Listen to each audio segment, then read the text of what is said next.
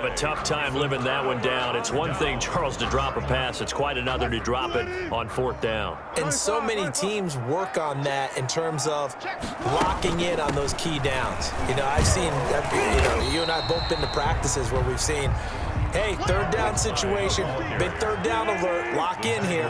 4th down play, make sure you focus just a little bit extra. It didn't pay off in that situation. And this one incomplete.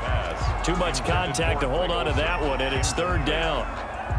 And that's one of those plays where it's hard to keep 2 eyes on the football when you know the contact's coming, let alone getting 2 hands around it, hugging it to your body, and absorbing the hit, even for those big tight ends who you would think could absorb that contact. That goes for a gain of 31. Out of the gun, here's Wilson. Dancing to his left. He'll try and run it, and he'll be out of bounds, taking it just shy of the 10 at the 11 or the 12. He'll get 5 out of the scramble. It's 2nd down. A gain of 5 brings up 2nd and 5.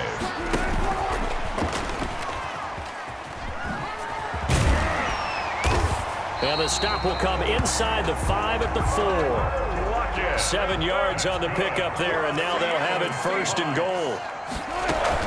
They'll run high, and he will score. Touch.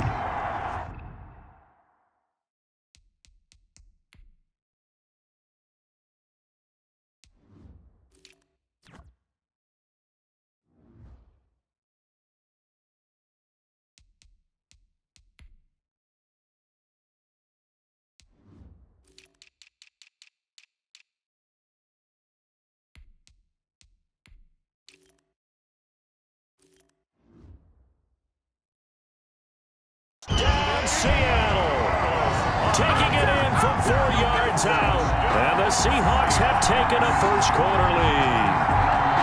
That almost looked too easy, and I think thanks goes to the offensive line for making it look easy. Yeah, I agree with you totally on that one. I'm not sure how much everyone understands the preparations that go into a game for an offensive line, because there's a reason that running backs and quarterbacks give them big gifts at the end of a season after a big year. The consistency and the continuity it takes to know each other and execute their blocks is pretty impressive. So they went for 2 and failed. They didn't use him on the PAT, but now he boots this one away with a 6-0 lead. The lane opens here. He's past the 30. The Niners take over 1st and 10 at their own 37-yard line. Back out there comes the 49ers offense, ready for their 2nd drive. And last time they were very fortunate, this offense. They went for it on 4, turned it over in their own territory, but the other guys held up. They didn't give up any points. So how about the guy with the #1 headset on the sidelines, the head coach?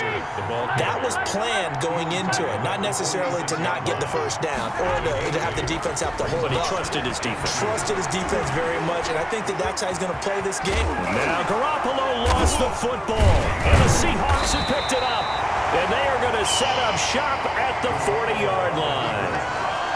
Had some good yardage there, too, before he fumbled that football, Charles. Yeah, just think about it this way. Running backs, as a general rule, they kind of know when the end of a run is near, and you notice how they cover up, right? They protect the football.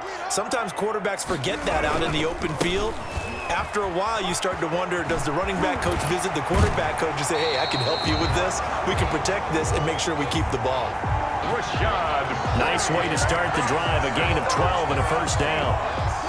That run's successful in large part because they had a lot of extra help blocking up front. Yeah, you've got guys who can do that very, very well.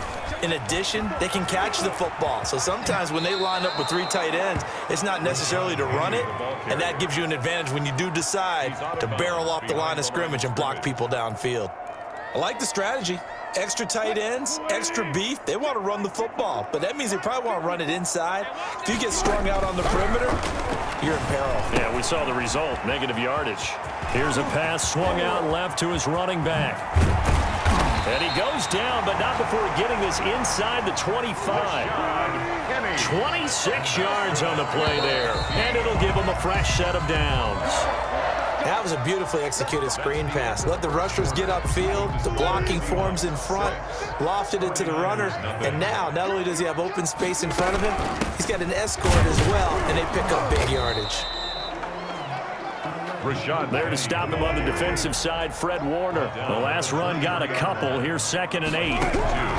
From the gun, it's Wilson.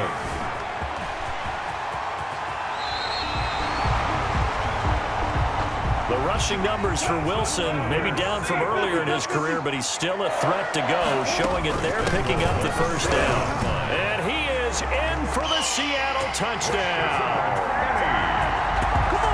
Taking it in from 7 yards away. And the Seahawks add on to their lead. A solid block. Oh, they flip it to the kicker. He looks like he's going to throw it. The conversion is no good on the fake extra. Let me go ahead and show my age a little bit. I liked it when they would fake it from the 3-yard line, right? When you'd line up, go ahead and, oh, there's a fake, and he's going to get 2. That's great. But from the 15, the risk reward, it's just not there. So risky to get 15 yards on a fake. Well, you see the result right there. Yeah, I know these young whippersnappers are trying to do different things in this game, but let's go back to old reliable. Kick the ball through the post. Get off my lawn. That's darn right. He's got daylight. Past the 20. And all the way in. Touchdown, Seattle. Rashad Penny with his 2nd touchdown here in this first half. And the Seahawks find a way to stretch their lead. And now they're going to fake it. It's a wobbler, and it's intercepted.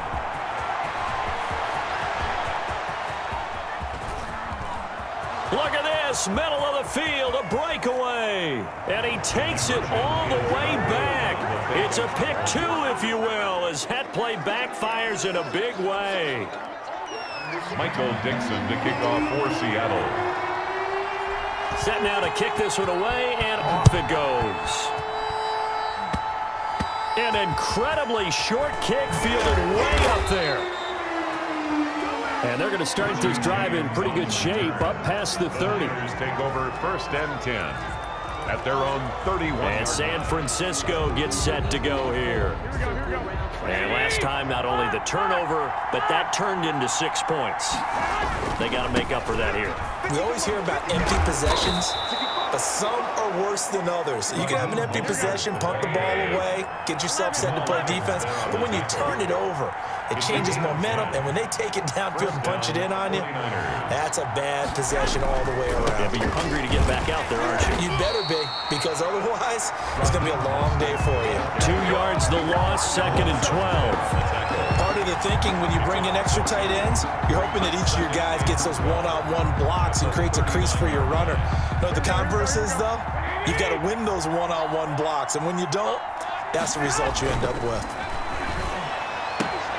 Garoppolo's throw taken in by Samuel. And they'll get this well past midfield before being stopped just before the 35. That one covers 24 yards. It's a first down. There's Garoppolo to throw. First down. He rifles one that's intercepted. Bring it! Picked off by Jamal Adams. And a super return as he gets us all the way down inside the 25-yard line.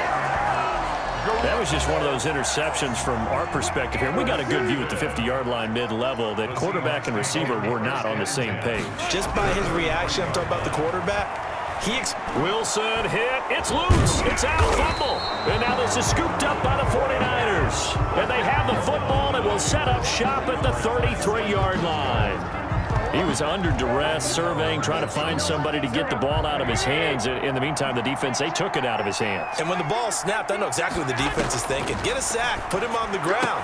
But when you can also... Into double coverage, and it's intercepted. Picked off by the linebacker, Bobby Wagner. And this one will be returned to right around the 38-yard line. When a team's turned it over 3 times in the first half, we just look at the offense and say,